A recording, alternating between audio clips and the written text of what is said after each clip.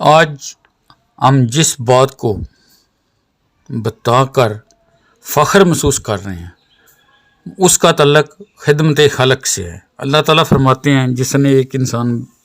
کی جان بچائی گویا اس نے پوری انسانیت بچا لی۔ زیادہ لمبی چوڑی تمہید نہیں، کم آن دا پوائنٹ۔ آج ہم موسم سرما کی شدت سے گزر رہے ہیں، اور موسم سرما کی شدت میں جو انتہائی دو خطرناک امراض جن کا ہمیں سامنا رہتا ہے، جن کا ہمیں سامنا ہو سکتا ہے، جو ہمارے لیے جان لیوا ہو سکتے ہیں، ان میں ایک ہارٹ اٹیک اور دوسرا فالج ہے۔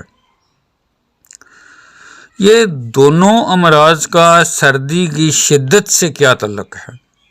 تو اس سلسلے میں جو خاص بات سمجھنے والی ہے وہ یہ ہے کہ سردی کی وجہ سے عوام الناس پانی پینے سے کتراتے ہیں۔ جب ہم نارمل مقدار کی حد تک پانی نہیں استعمال کرتے، مشروبات استعمال نہیں کرتے، لیکوڈ کا زیادہ استعمال نہیں کرتے، تو پھر کیا ہوتا ہے؟ ہمارا خون گاڑھا ہو جاتا ہے۔ جب خون گاڑھا ہوتا ہے تو گاڑھا اس کی جو دل کو پمپ کرنا پڑتا ہے، اس میں اسے زیادہ کام کرنے کی ضرورت پڑتی ہے۔ وہ جتنی پریشر سے کام کرے گا اتنا ہی زیادہ جو گاڑھا خون ہے وہ دل کو کمزور کرے گا اور ہارٹ اٹیک کا بھی سبب بن جائے گا۔ اب دوسری طرف آتے ہیں، یہ جو پانی نہ پینے سے خون کا گاڑھا پن ہوتا ہے، اس سے بلڈ پریشر بھی بڑھ جاتا ہے، کیونکہ جو سردی کی وجہ سے ہماری رگیں ہیں، بلڈ ویلز ہیں، آرٹریز یا وینز، وہ ساری منجمد ہونی شروع ہو جاتی ہیں، وہ ساری تنگ ہونا شروع ہو جاتی ہے، کنجسٹڈ ہونا شروع ہو جاتی ہے،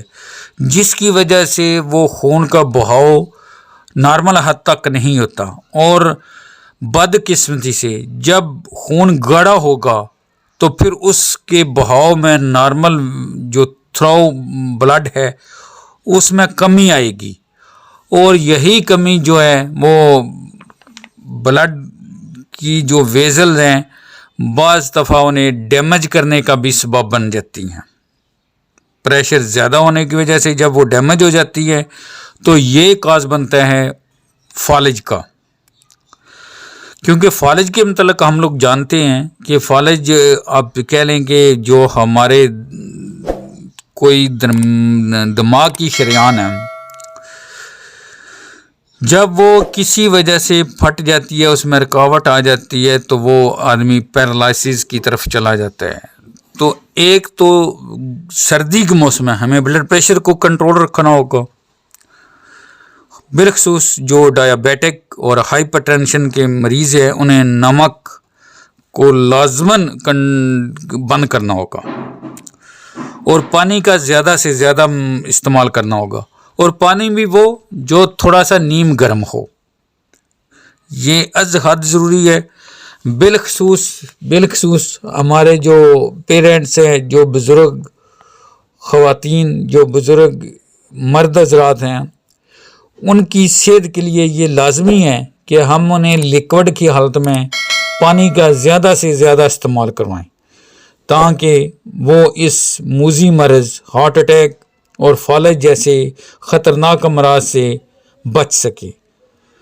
یہ آگاہی کے لیے بحیثیت مسلمان ہم پر فرض ہے کہ یہ